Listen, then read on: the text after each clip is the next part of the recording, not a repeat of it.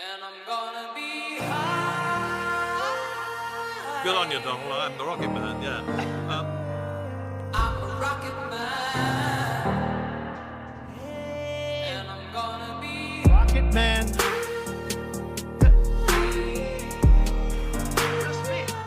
I'm a rocket man.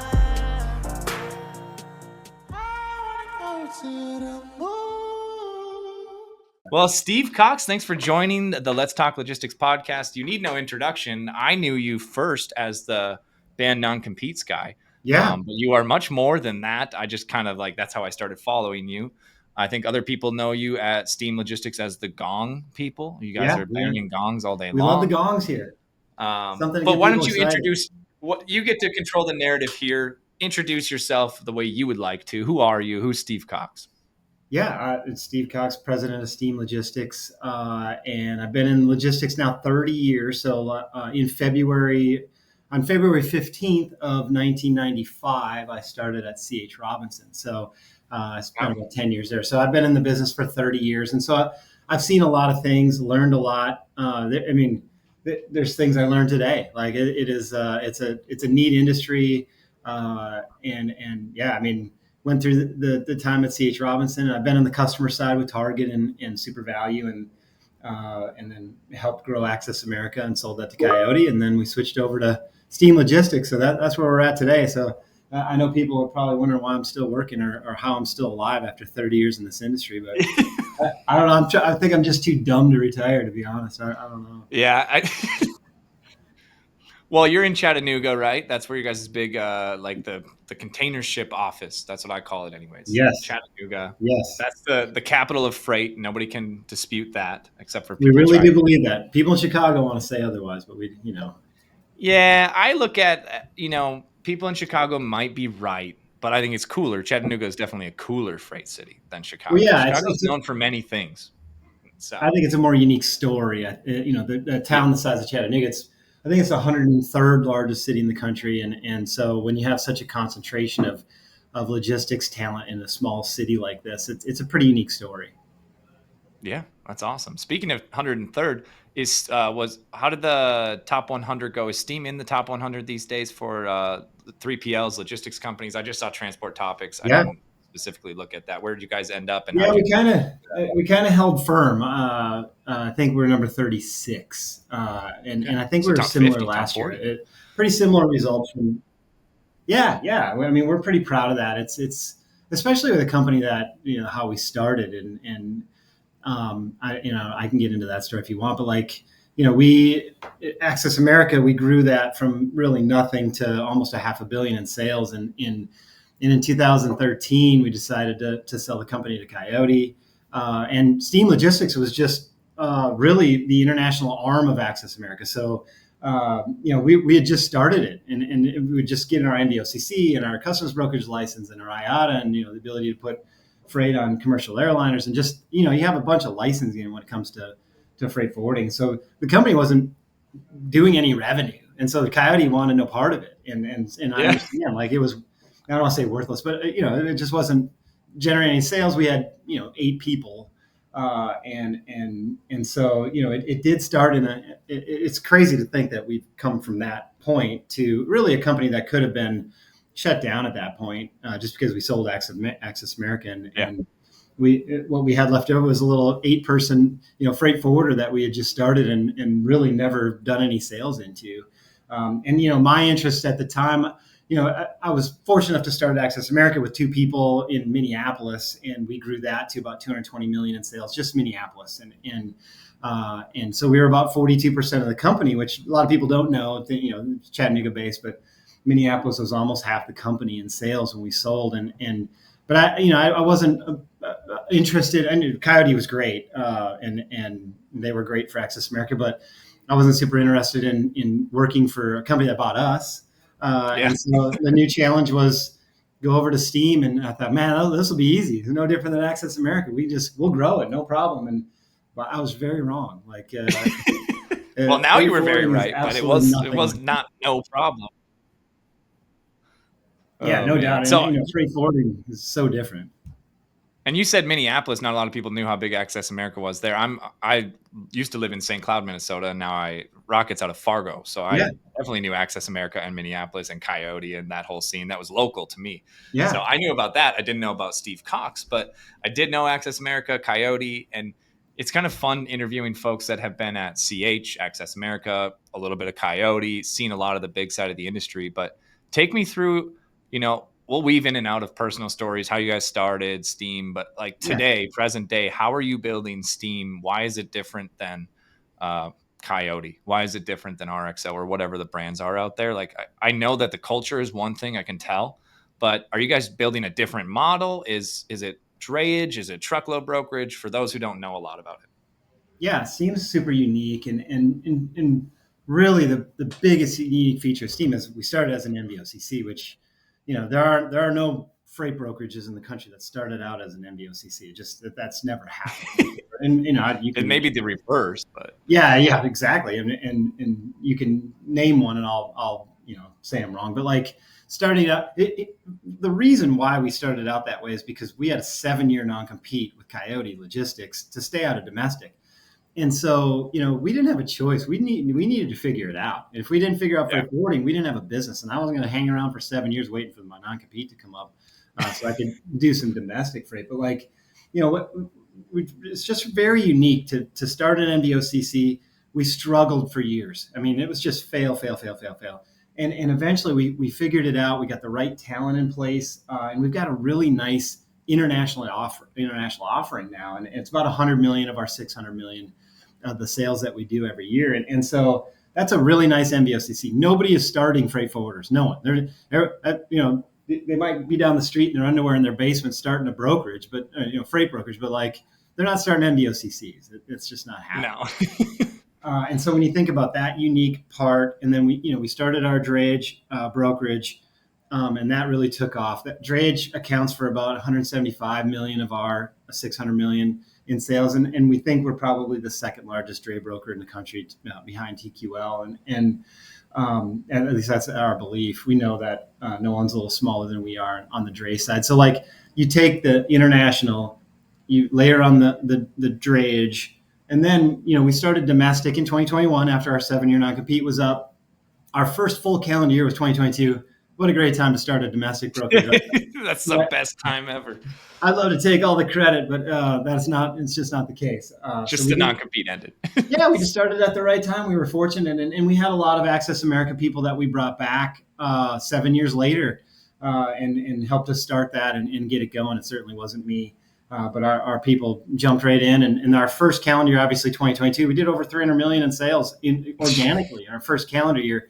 We did about half, obviously from April to December of 21, we did like 85 million in sales. But our first full calendar year is like 300 million, and so that blew up, and we're just kind of holding on to our backsides with both hands, like everybody was at that time. That's And crazy, though. it That's was still crazy. It's a neat story, and so we just are able to come into conversations with customers in a very unique way, in a more unique way than most companies can.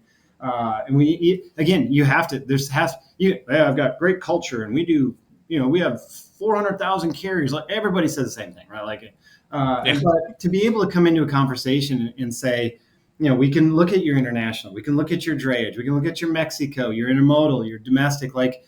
There aren't many things. We have a customs brokerage. We have 2 licensed customs brokers and 8 customs clearance people in our. We do a lot of customs, and so like there aren't many things that we could say no to, so customers have different needs at different times, right? So when in 2023 or 2022, when everything's coming in and Biden's dropping money out of planes, and we're all standing around catching money and ordering all this stuff from China, and there's ships sitting out in the in the harbor, and so like we were able to offer that service at that time, and maybe that's the only thing the customer needed, and now we're doing business in other areas, and so it just gives us that opportunity to put the foot in the door that most companies don't have. You know what I mean? Yeah, for sure. And I think that just today I was on a call with a prospect, and they were all in with C.H. Robinson, but they do about a third of their business is white glove final mile, and that's all that we do. That's kind of our niche. And they want to peel off Yeah. that third and give that to us and stick with the rest with CH. And maybe someday they give us the truckload and LTL because it's kind of easy compared to white glove. But Yeah. we can serve that need right now. Same type of thing. Do you guys consider yourselves like, when I hear companies and your pitch there, your value prop convinced me, but some detractors might say, well, that's just another version of TQL. How do you differentiate that? Or do Yeah. you I want to mean, be I TQL, think but TQL is a great maybe a business. better service? Okay. I mean, Yeah. I do too. I think they're one of the biggest. So, Yeah, and they do a great job, and a lot of companies do, and I know that TQL is a smaller international offering than we have. Their unique. Yeah. their drayage is a little bigger, and I don't know that they're in Mexico for sure. They might be, and so yeah, at least we're able to compete with a $7 billion TQL, right? I mean, Right. they can't say, no one can say that we don't have a service that they have, and but it's pretty unique. I mean, if you really think about it, if most brokerages are domestic only, and I'm sure a lot of them do a great job. There's plenty of business out there for everyone. Back in the day, I used to want to drive over them with a bus and then throw it in reverse and drive back over them again. Like that was me. And now it's like, we talk to some of our competitors in a more friendly manner. Like we share ideas, and I think that's, it's a different mindset. There's billions and billions and billions of freight out there to get, and I tell our people all the time we own like 0.0001% of the market. And so, yeah, and And you're 600 million, which is yeah, crazy. yeah, exactly. So, yeah, in LTL, it's only a $60 billion market, so it's a little bit smaller pie. That's where I play, but still, 60 billion is massive. There's not one company over 5, No, there's no so doubt. nobody owns most of it. Yeah, It's pretty good parity there. Well, okay, I'm gonna kind of pivot here. So that's how you're building Steam now, some differentiators, and you guys can do a lot of things that maybe get you in the door, serve the customer, put the value where the value needs to be at the time, right? What was growing in 2022 like versus trying to grow right now? It's like a dichotomy. Like it's two separate businesses, and you guys are still, you held steady in the top 100, which means that you were able to figure out how to not attrition or not have attrition. How'd you do that? What's your philosophy for the next 2 years? How are you going to build? yeah. I mean, I've always said that I don't mind this down market. To be honest, like I just think it gives us an opportunity. Like we're doing some things on the tech side, and obviously everybody's talking about AI and some other things that help us, do more with less time. Some of this operational stuff that nobody really likes to do could get taken care of, and I just think it puts us in a good position to be ready for the next kind of upswing, which might be a couple years away, and that's okay. But again, it's all about trying to figure out efficiencies in your system. And I talked to a company that was just kind of laying people off 6 months ago. I was like, oh, that you might want to take care of that a little while, a few years ago. But like, Yeah. just making smart decisions around that and getting yourself ready for the next upswing. That's really all we think about, our efficiencies here, and so we just want to be ready for when it does kind of swing again, and it will. Like the market's cyclical. That's just how it works. It has to. I think it's human nature to think that it'll happen sooner than it will, but it will eventually. It's a pendulum, and it always will do that.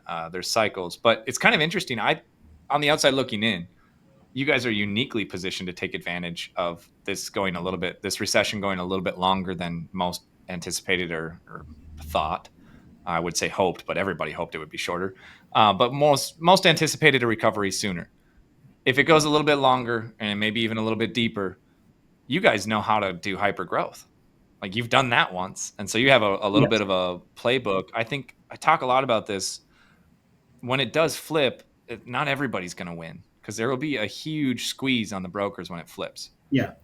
Because the shippers they have pricing power now, and they're going to try to hold on to it longer than they should. And some of the brokers are going to be upside down on contract versus spot pretty heavily.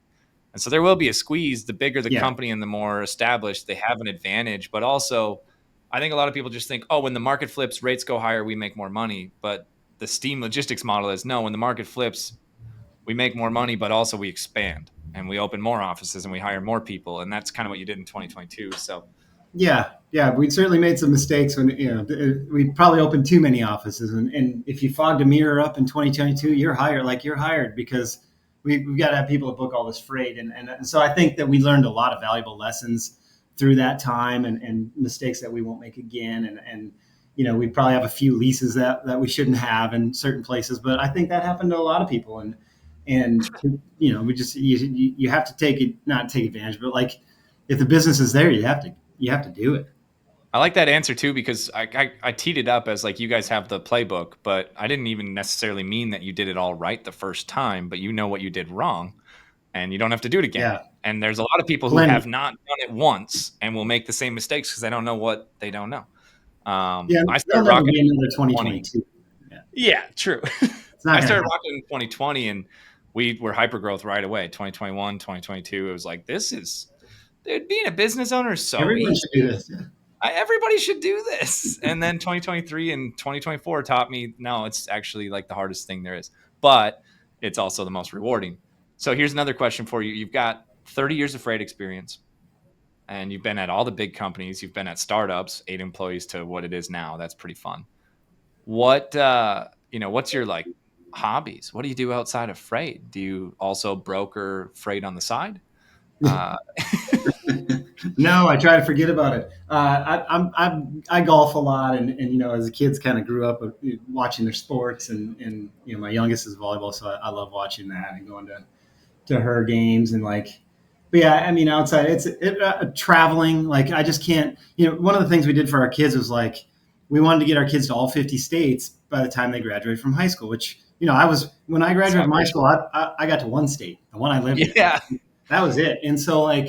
That was a kind of a cool thing. We bought these scratch off maps on Amazon, and every time we went to a state, we scratched it off. And it was just this neat thing we did for years. And then last summer we went to Alaska and finished off that. And now we're kind of traveling more internationally. So like, we were in Vietnam over Christmas, which was incredible. We were in Argentina over spring break. We'll be in Africa in July. Like just starting to travel and try to soak up all this as they're young and before they're gone. So yeah, really traveling and trying to get better at golf. I'm not good. I'm like, were you in Vietnam sourcing warehousing because you knew the tariffs were coming? You had the foresight, no. Steve. I wish I could say you knew it. Beautiful country, beautiful people. Yeah, we loved it. It was a very fun trip and very unique. What's your handicap in golf? 21.4. So it's okay, so you're just killing it out there. A lot of shanking, yeah. But you're doing it. Well, I mean, most people that are like a 5 to 10 handicap say they don't love golf. So I think that the only people who love golf are scratch players and 10 or above handicaps. Everybody in the middle is like, I'm good enough where I can't love it if I play bad. You don't want to be in that zone. Nobody likes to be there. So, but I mean, it's like money, right? You can't never get it. You can't get enough. I want to be a 15. I want to be a 10 handicap. Yeah, this amount of money. I want more money. Yeah. Until you're a billionaire, then you're a scratch golfer and you're like, okay, I got it. But everything in between, there's like a little zone of happiness. There is like a bunch of psychology about that too. Money, golf, handicap. Once you get good enough at something, you have set a higher expectation, which actually happens all the time in freight. Building a book of business, it's like, oh, now I got to here. Now I need to get to there. Building a business. You lived that. Let's see here. You talked about AI. I'm going to bounce into that. You probably had more employees in 22 than you have today if you're in freight. But how do you look at AI as far as, do you look at it as back office tasks, or are you guys putting it on like the front line of, the Vumas and the happy robots of the world? I think there's obviously, you mentioned it, like there's a ton of back office things that we'd like to take off of our people and have them do that. And heck, I listened to a robocall between a robot and a dispatcher, and they were negotiating. Robot wanted 2,000 and the dispatcher wanted 2,400, and they got to 2,200. It was incredible. So like, I think that there's even some like capacity management and that could be involved in that. And again, we're not going to be Convoy or Uber, but I do think that there's some real merit to having, because if you like you say, like margins get pinched and 70% of your expenses are personnel, right? And so like, I'd love to do $1 billion with the same amount of people we have. And I think with AI and some of those tools that you can do that. And I do believe if you're not paying attention to that, you're going to fall behind. And I see brokerages maybe 100 million, 200 million, 300 million. if they're not paying attention to it, I do truly believe they'll fall behind. Yeah. So Well, I think too. I think you guys are uniquely positioned at 500-600 million to still want to innovate. yeah, But you have a big enough economy of scale that it like you implement AI effectively and it actually makes a huge impact, and you maybe can get to 1 billion with 500 or 600 yeah, employees instead of 1,000.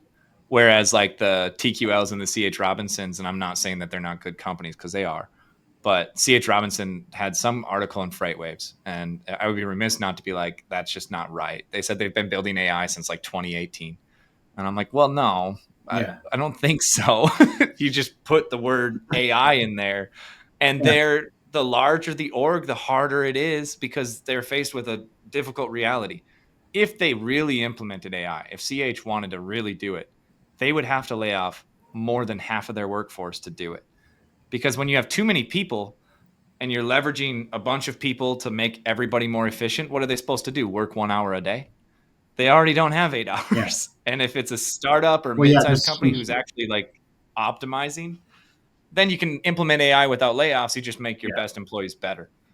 real So structure change comes with that, no doubt about it. yeah, and most people aren't willing to do that, and they're publicly Yeah, traded. There's all kinds of things, but I laughed at their AI article. Like they maybe are doing a bunch of. They even called it like the number of AI actions that they. It yeah, was like hundreds of thousands or whatever it was. I'm like, yeah, but that might be like one workflow is 100 actions or 50 actions or tokens. So it's not that many yeah. loads automated.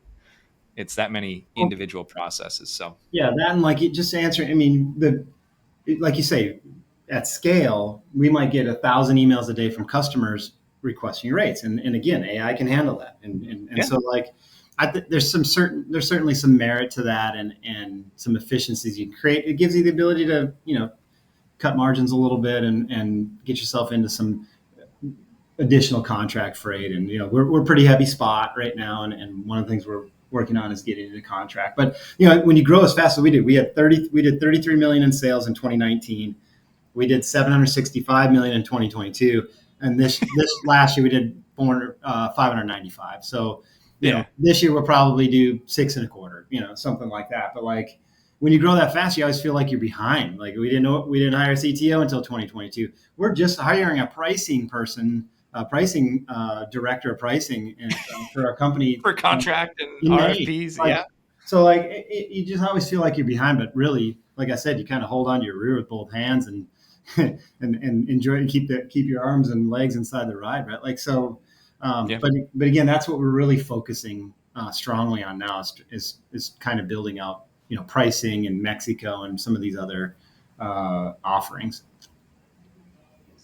Smart idea to build out Mexico right now. Yeah, Nearshoring and all of that, that's already manufacturing. profitable. Like we have an office in Laredo. Our Monterey office will open soon, and that was profitable very quickly because, frankly, we have 2,500 customers that if they have Mexico, they're looking for us to help them out. Yeah, they already know, like, and trust you, so might as Yeah, well expand instead of just getting net new. Just go expand your customer base, especially in this market. All right, so one thing I've been trying to do better on this podcast is when I have people like Steve Cox on, I'm going to ask like for a masterclass because you guys have so much info that I don't always extract. I talk about the markets and stuff, but if you were building a brokerage today, what would be your like what model would you use? Would it be cradle to grave? Would you have carrier sales? Would you do pods if you're going to build a brand new one? What in today's market?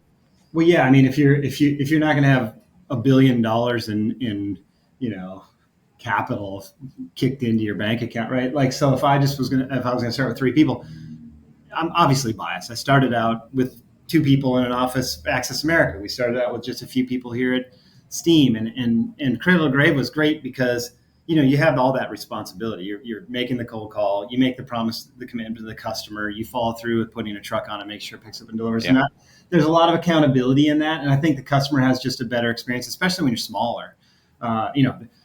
General Mills doesn't care about that. Like, but Yeah. Joe's Muffler Shop down the street does. Like, they want to know that you're selling them, you're making sure it picks them, delivers. They can call you at night, whatever. And so, yes, I would certainly start it that way. I think that I would look for, I'd probably get into flatbed and some things that TQL is gonna. Everyone's calling the van customer down the street, and it's a Yeah. little more of a commodity, and so I don't know, there's more niche, maybe heavy haul, some things that, that are profitable. And I think you have better, I don't want to say better drivers, but more consistent carriers and flatbed. And they know what they're doing. If they needed something target, Yeah. and they know what they're doing. It's not like you need to have an advanced degree in it to make sure, because they're not going to pick up something they don't. Yeah, barrier for entry is higher to do that type of Certainly. work, heavy haul, flatbed, step deck, because they've had to have figured out how to do it, so they Yeah. didn't just like start yesterday.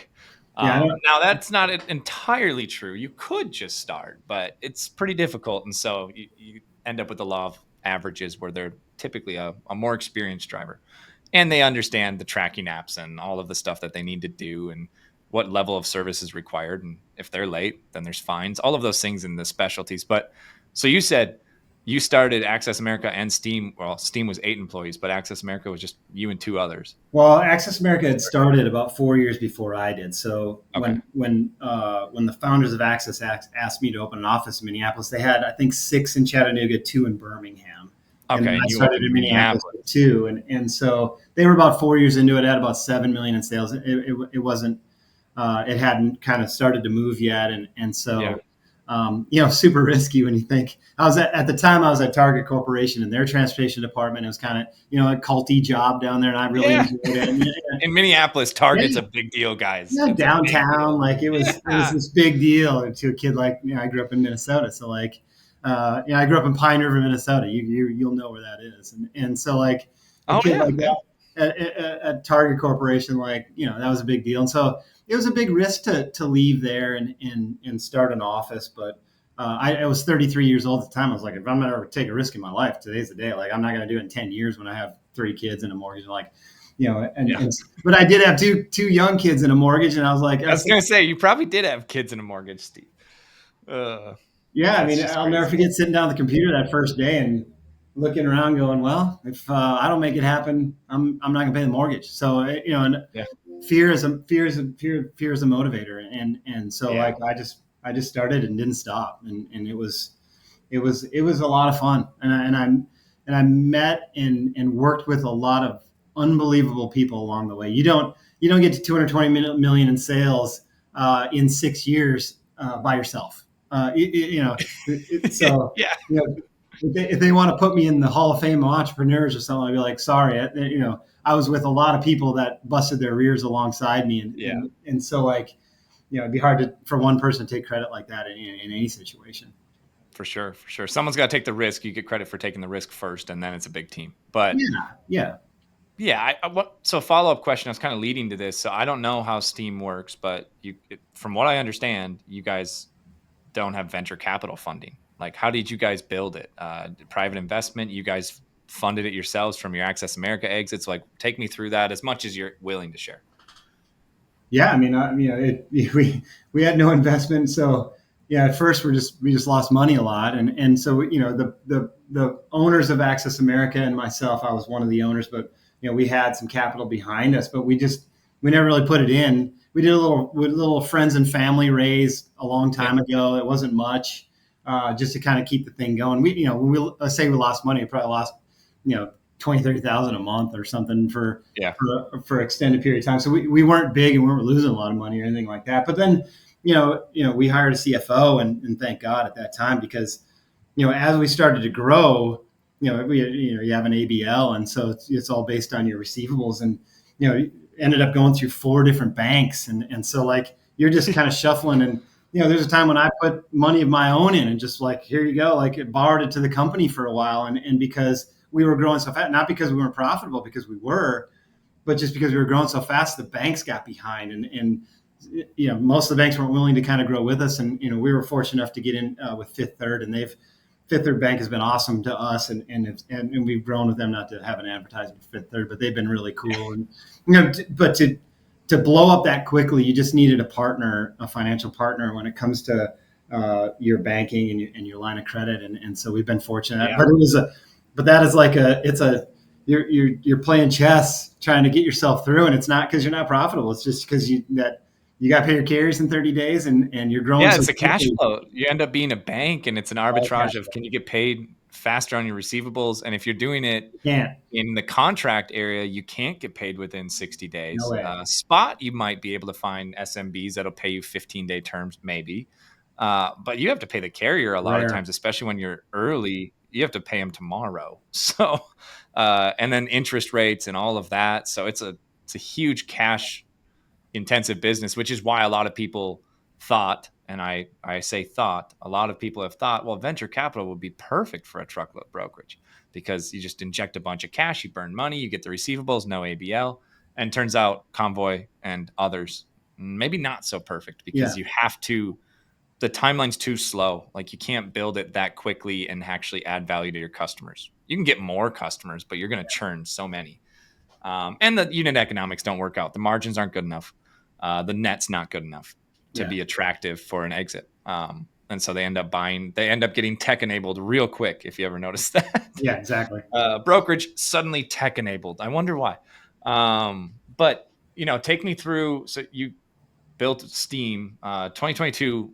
What was the craziest part of 2022? What's your favorite story from that year? Maybe 2 or 3 stories, but like there's the stories. chaos. There's stories I can't tell because I mean we had some interesting people that we hired at the to get in, but like we had to take temporary space at a building. It's about 2 blocks from here. And you're building these desks as fast as you can, putting computers on them as fast as you can, and we just had people everywhere, and that was incredible to think that you had to do it that quickly. But like, funny stories are like, we had a call with Anheuser-Busch one day, and you're not getting in with Anheuser-Busch on the truckload side. They've got plenty of help, blah, blah, blah. Unless you want to lose a lot of money, then you might. I'm not saying you want to either because they're 120-day pay terms. Sorry, Anheuser-Busch, but yeah, everybody knows it. Yeah, it's not cool. But you think about, we're talking to them. They had like 100 containers sitting in the port of LA, and they were sitting there forever. And they basically signed us up as a carrier the same on the call, which I doubt has ever happened with that company. But like, and we had those containers out in 3 days. So it's just like cool stories like that to be able to help large customers like that weren't getting containers out of the port, or in other situations, just being able to do things that others weren't able to do at times. MacGyver I think that style, really yeah. cool, unique stories. You know what I mean? Yeah, and just personnel things that you go through. Those stories you can't even talk about. And share them on podcasts anyway. Yeah, I don't want to get in trouble. Yeah, there's some crazy stuff that goes on with when people are kind of coming and going that fast. Coming and going that fast, and you guys were creating an immense value in the market. There was a lot of money that people thought there could be made, all of that, and then it just attracts all types. And you can't really properly vet. You can't slow down. You got to go faster. That's a recipe for disaster for personnel. 30 people a week. I mean, 30 people a week. So training. I was going to ask another question, but you got out there. What was that? Sorry, I just lost my internet for a second. Say that again. Oh, we had training classes of like 30 people a week. It was crazy. I was going to ask that next. I was like, how do you train all those people? Here's a desk. Here's a computer. There's a gong. Start cold calling. Put it on the board. Get a new customer and whack that gong. Yeah, that's awesome. What a good hustle culture that was for you guys. So now you move forward. Now you guys, obviously, everything's a lot more measured. You maybe have leases you don't want. Who doesn't right now if you scaled in 2022? Yeah. I got a little lucky because I started in 2020, and so I hired remotely, and we didn't have an office space. And so we just grew, and I hired everybody all over the country. I still hired way too many people. And we have fewer employees today and more revenue than we had in 2022, but we can do it more efficiently. Learn my lessons there, but I didn't have a lease. So at least I didn't have huge operating expenses. But I'd be remiss if I didn't bring up, you said that you started when you were 33 in the Minneapolis. And when I started Rocket, I had 2 under 2, and I was making such good money as a sales rep. I was commission only. I was making like $500,000 a year as a sales rep for several years. So I thought, I got enough saved up. I'm going to start my own thing. And turns out when you get sued and then you got to float all the, figure that out, you don't have enough money. And then I was trying to figure out how to pay the mortgage of the house that we just built. Not a fun time. But it forms you, I suppose. If I had to do it again, I'd be like, maybe I don't have to do it quite that fast. I could have waited. but you never know. I maybe wouldn't have got the customers I got, and maybe it wouldn't have been the right timing. So you can't go back. Yeah. What would you say? What's some learnings you've had in building Steam specifically in 2023, 2024? What did you figure out that now you guys have implemented? Is it headcount? Do you look at different metrics than you used to? What's your learnings from that? Yeah. I mean, it is funny just because I think that we've worked on training and training salespeople, and we have a lot less turnover now. I think people are making money. Like 2022, we hire people at 10,000 a profit a broker, which is insane, right? Like our metric at Access America was 15. I think now we're 16, 17. But our commission structure is based on how much profit you do in a month, and when people aren't making money, it's you have some turnover. So I think we've been conscious of that. But like I mentioned before, it's just all about efficiencies. Like, how do we create efficiencies? We thought one great efficiency would be put in an ERP system. That was, let me tell you, let me give you some advice. If you can avoid it, avoid it. It was, you could take a profitable $600 million company down. Like you could do it. Like with a bad ERP implementation. Yeah, there was like 6 days we can send an invoice out, and that we do $2.5 million a day. So it was like $12.5 million. Our line of credit was, it starts getting strained, and like we just got behind, and now we've caught back up, and we're actually in better shape than we were 3 months ago when we implemented. But man, if you're a larger company and you're about to implement an ERP, call me. We'll give you some advice, because I don't care who it is, if it's competition or not. Like, I wouldn't want anyone, even my worst enemy, to go through that. It was rough. And I'm working till 11 p.m. a lot of nights. And like I audited tens of thousands of invoices myself. Because, again, like we still had to pay our carriers, and, the carrier had to get paid. Companies, like, it's just, so now, now we're in great shape, but it was just, 3 months of it's rough. And we thought, oh, this is an IT accounting project. They're fine over there. And that you find out that is just not the case. All hands need to be on deck. You better be ready. And it'll be great, because you can't do a lot of things, and you can't implement a lot of systems without enterprise accounting software. And that's really your first step to do a lot of things and to be a big business. So it's great now, but it wasn't too fun then. Yeah. So maybe the takeaway is do it earlier when you're not quite as big, even though it doesn't seem like you need that ERP. So maybe I'll take that advice, because I'm not on an ERP yet. We've looked at it, but we're not quite big enough for it, I don't think. But maybe I do it now, and then I don't have to go through the pain that Steve Cox did over the last couple of months when we were trying to schedule the podcast. You're like, dude, things have been crazy. There's a roof deck, and I was like, I don't know if that was high enough to kill me if I jumped off it, but my luck, I'd just be paralyzed or something. But that would be there you go. I was considering it. Was rough. It was really rough. Tough time. $2.5 million a day. You can't invoice the customer. You got your AP, you got all your facilities and lines of credit. You gotta do that. Oh man. That's right. Well, it's okay. So that's a good learning. ERP, enterprise resource planning, for non-acronyms, but it is mostly accounting software. I guess you can do a lot more with it, but most people would use it for accounting software, GL codes and P&L and all of that. But so you guys are growing into this market now. You went from 700 down to 595. You're going back up. What do you think, just talking market, what's the number one problem in the market for brokers right now? Is it fraud? Is it rates? Is it capacity? Or is it like shipper relationships? What would you say is the biggest issue to watch out for? If you had to rank them, I guess. Fraud's unbelievable. Like, I've been in 30 years. Like, we started Access America in 2006. Nobody's stealing anything. It's unbelievable. Like, if the fraudsters went back when we were doing it in 2006, we'd be bankrupt. They would have killed us. We had no clue. How would you have stopped it? Man, we would have been so naive. We were paying carriers half the load before they picked it up back then, because they didn't know who we are. And so we'd send them 50% before they even picked it up. It was insane. Well, there wasn't a quick pay feature in the factoring, to be fair, so you had to figure it out, I guess. And it was at pickup, we'd send 50, whatever. But like that's fraud is insane. It's insane. Like, I've said it before. Everyone's trying to take your money in this business. Everybody.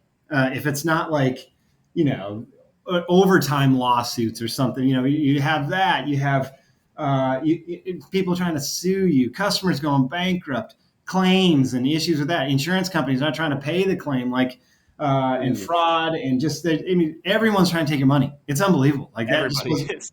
I don't feel like that was the case 20 years ago. And so you just have to figure out how to protect yourself. And so, yeah, if you want to start a brokerage today, I don't think it's the best day to do it. Like there's just 25 years ago. Yeah. I mean, that would have been great. Have about a 7-year run, sell it and ride off in the sunset and golf and travel. Right. But like now, I mean, I don't envy anyone that says, we're starting a brokerage. I'm like, ooh, good luck with that. I wouldn't want any part of that.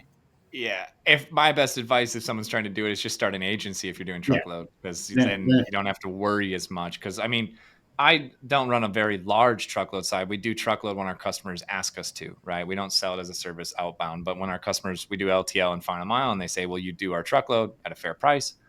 But I mean, just that amount we do through agency, and even then, like we've had a fatality, we've had an insurance claim where there was a bunch of fertilizer and it was a crash from that, and the insurance company doesn't want to pay it.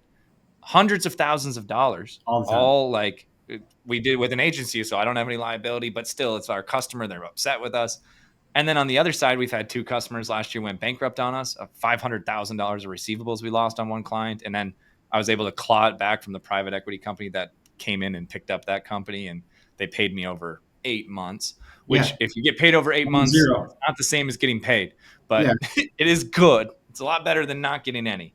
But that's just on a small scale. So larger companies are feeling the same thing. But fraud, I mean, there's 2 sides of it. One, the fraud from, let's say, a double broker or holding the load hostage, the typical fraud we think about. But here's another scenario that I just saw happen. One of my clients called me yesterday on it. They were using a truckload broker. Truckload broker got paid by them. They never paid the carrier. Yeah, all the time. They vanish. And they were a larger brokerage. They just not like enough to FreightWaves would report on them, but like doing millions of revenue. It's not like it was some nobody. Yeah. And they didn't pay their carrier. Carriers are coming to this client of mine and saying, "Give me the money." And they're like, "No, we paid legally. Broker." Legally, they have to pay it too. That's how it works. Yeah, $80,000 of invoices, one client, one broker. And that's the other side of this, where like when this does recover, depending on how long it goes, that will happen more, and it'll happen more in between. And so like shippers, be wary, SMB shippers, enterprise, not as like they're going to figure it out. But like the mid-market shippers, maybe it's a $50 million company and they're spending $1 million a year on truckload. You got to pay twice. Yeah. Then you're really looking at some financial hurt, because it's free freight anyways, probably.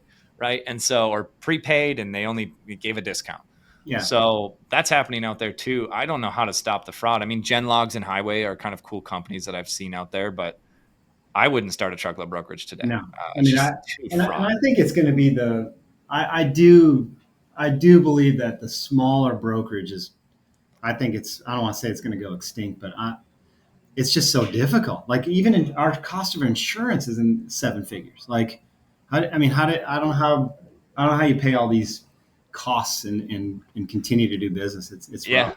It used in 2022, it was like you could buy the insurance because your cheese company that ships, they would have a higher, excess or whatever you need. And you just do it because you got the business and they're paying you $8,000 a truckload for cheese. But you wouldn't do that today, and you can't afford just a surety bond, Steve. I just renewed our MC or DOT for a surety bond, and it was like $3,500 for one. And it was like $1,250 in 2022 or whatever it was. Like, I don't know how they're getting away with that. I suppose because people didn't pay the carriers and they filed on the surety bonds, and the surety companies just lost their behinds. So it's not a great industry to be starting a new company in. I wouldn't want any part of it. Yeah, I wouldn't even say it's a hot take, but it seems like it. Yeah, I don't even think it's a hot take, but it seems like it. Mid-sized small brokers, under 20 million, under 30 million. How do they survive the next 18 months? No, because they have to do everything right. And if they do that, they'll make enough money. And then one truckload crash or one insurance payout or one hostage load of batteries, and they're sunk. Because they don't have $1 million liquid to just be like, yeah, we can survive that and move it off. Let's go make another $1 million. It's just crazy. Yeah. That's why I don't understand how a customer would. I mean, just on the customer side, it's got to be difficult to give freight to a small brokerage. I mean, At this point, I mean, that's what my customer called me about. They're like, "Hey, how do we avoid this?" And I said, "Well," and they named a couple, and I won't name them. They named a couple of digital brokers. They're like, "Well, we should use these guys." I'm like, "They're big." But I'm just saying, yeah, Convoy did go bankrupt. So, like, I'm not saying that they're going to, and they're it can probably a happen. great company. But if you're looking for financial stability, that maybe isn't the model right now either. Yeah, Because just because they're big with revenue doesn't mean that their ABL lines might not get called if the margins get pinched. And yeah, that has happened. So, I think it's an interesting thing. And I just said, hey, we can do it through our agency relationship, and we're going to be 5 or 6% more. But what do that's price, but the actual cost is that we're not going to go bankrupt tomorrow and not pay the carriers. It's an yeah, interesting market. So that's just like man on the street. That's what I've seen. We're not a $500 million company. So I can't imagine what's going out there with these billion-dollar brands and all of the fraud and all the tools you have to pay for in your tech stack just to try to yeah, not get cheated out of it. And then someone forwards the rate con anyways. yeah. You do everything for prevention. And they're like, could you forward it to he's out of office. Just forward that rate con to this Gmail. What are we doing, guys? What are we doing?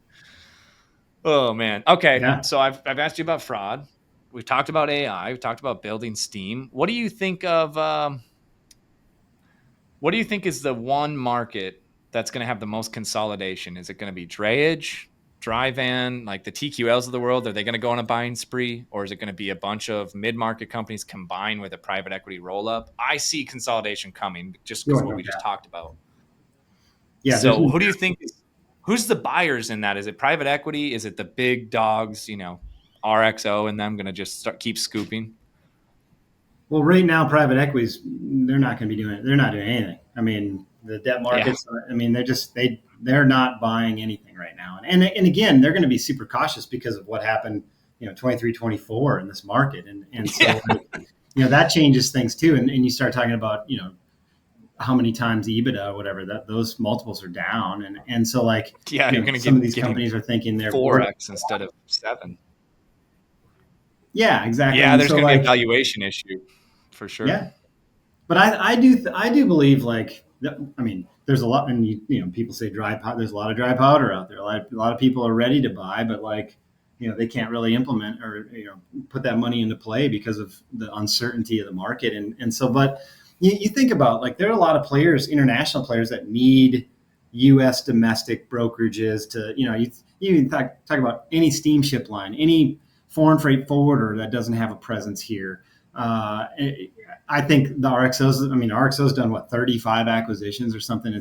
So they're not going to slow down. DSV, RXO, they're going to keep buying. Yeah, they're not going to slow down. So but again, there are cases where you have a lot of customer overlap. There are cases where what are you really buying? And so even like the Home Depots and the Walmarts of the world, like some of these BCOs that might have interest in having a brokerage or whatever, UPS and Coyote, but I think so.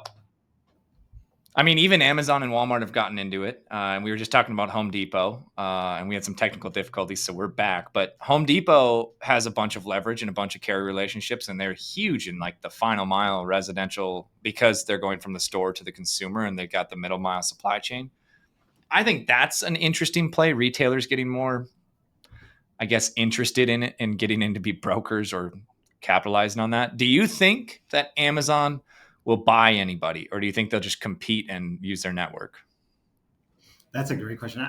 We do business with Amazon on the dray side, and so that's a great question. I guess to me it's always, if you want to get in it faster, you buy. And be patient. That's we've had conversations with brokerages in the past, friends that are like, hey, we want to get it international. Buy someone or be patient for about 10 years. Good luck. Because it's not easy. So again, it's all about okay, how fast do you want to get into something? Because if not, you're going to need to be patient. You can bring people in and figure it out. But man, it took a lot of years for us to figure it out. So that's a really good question. It just depends on the speed they want to move, I think. I think that it could be. So my opinion is that Amazon, they launched Amazon LTL, right? So now their FBA customers can use Amazon LTL instead of using LTL carriers. They also have truckload, Amazon truckload, and they've been doing really well with that. And they're the number one company on the 3PL top 100. I think they'll buy an LTL carrier And like I tweeted that and people called me crazy, but they don't need to, like, it's a market where you can't really just build slowly and try to Yeah. get market share. There's only 10 players that matter. And so Amazon doesn't ever enter anything unless they want to dominate the space. They can't dominate it from a network standpoint Yeah. of, oh, they have lots of buildings and trailers. They're going to buy an LTL carrier, I think, and it'll be this year or the end of this year, because LTL, I don't know if you pay attention to their quarterly earnings, but like everybody is freaking out about LTL earnings. And so it's Yeah. like they're basically buying them on sale in 2025. And when Yellow went out, it's a perfect storm. Yellow went out 2023. Everybody, like all the LTL carriers, got to survive the freight recession a lot better because their number 2 or 3 competitor just went out of business. And it was like, oh, customer Yeah. acquisition is easy. Move freight. Our terminals are full. This is awesome. And LTL, you have to have enough freight and for it to be efficient. You can't move empty line haul trailers or half full trucks. When you go by tonnage, you can't do that. And so now they've like rode that, and that's kind of finally moved out of the market. And it's a real freight recession for LTL carriers. And then, of course, the tariffs and all of that, that's going to affect them pretty significantly. So all of them have adjusted their outlook. And Amazon's just sitting there with a ton of money, and they want to get into LTL. So I think they'll do that this year. They could buy everyone. I just wanted to put that on clip so that when it happens, I'm going to clip that and be like, me and Steve were talking about that. I called it. It's going to be Saya. I might as well just say it's Saya. There we go. Wow. That's a great prediction. So there you go. So Steve, let's wrap up the episode here. Yeah. I always ask everybody this, but you uniquely get to answer it in any way you want because you've done it 3 different ways. You've worked as an employee at CH. You've been an employee owner and like started a branch for Access America, and it ended up being one of the largest branch, over 200 million in 6 years. And now you got Steam, and you're the president there. What is a mistake? Let's say someone out there listening wants to start a brokerage, a truckload brokerage, an LTL brokerage. Let's forget that we just said don't do that, but let's say they want to start a company in freight tech, whatever it might be. What do you think it takes to start a company, as far as like, why should somebody? And then what's one mistake you made starting yours that they can avoid? It could be setting up the LLC the wrong way. It could be non-competes. It could be anything. What mistake did you make that they should avoid? And what does it take to kind of take that first step from being an employee to a co-owner? That's a great question. I give people, young people, advice all the time about like, and it's not about starting up a business, but it's more like when I was young, all I ever wanted to go to work for Target or like General Mills or Polaris, somebody in Minnesota, right? Like a big company. But I thought about it the wrong way. If I'm 22 years old, I want to get in with a startup if I can. And who cares in a year if they can't pay your salary? If they say, "Oh, sorry, we can't pay you," and you go off into the sunset, you've learned so much, right? Like, so like you don't have a mortgage and kids and a wife, most likely, or a husband. Like, you're 22, and who cares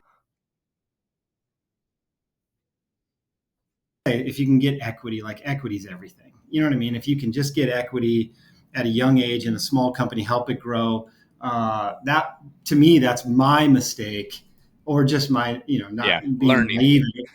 At a young age, like I would have loved to. And it's not about like, oh yeah, if I went back today, I'd be a billionaire. Yeah, I would, because I would have started, Steve Cox Logistics in 1998, and we'd be, a monster. But like, just the point of taking risks when you're young. Who cares if the company fails? You're 23 and a half. You were there for 18 months. It went belly up. Who cares? Or you've been there for 10 years and you had, 4% equity and the thing's worth whatever. Like, and so I'll say that's a mistake that I personally made, was to, just finding take more risks and find equity. Take risk early too. Okay. I like it. For sure. I think that's probably the number one thing. I might not have answered your question properly, but. No, I think you answered it as good as anybody has, because it's not like a single action. It's more of a mindset. And it is an action to take the risk. But I started Rocket when I was 27. How old am I?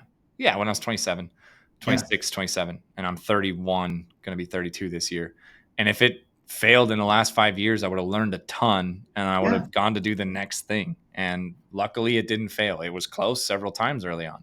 2023, I wouldn't have been a failure, but it would have been a lot different than it is today if we didn't make it through that.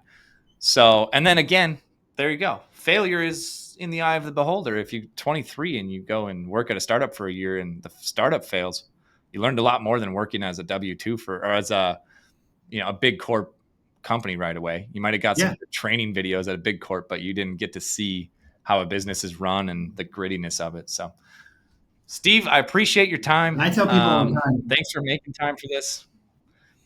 And where would people find you if they want to contact you? Is it LinkedIn? Your DM's open? Yeah, I'm on LinkedIn. I haven't been on there as much lately because we've been, implementing that ERP. But you'll see the gong videos, the gongers. Like, man, we're adding new customers and have some excitement on the sales floor. And we've got a lot of people that are very excited about what they do. So yeah, I mean, LinkedIn, you can message me there. Awesome. Well, if I'm ever in Chattanooga, I'll hit you up. I appreciate the time, Please Steve. do. And keep crushing it out there. We'll see you. Yes, sir. Please.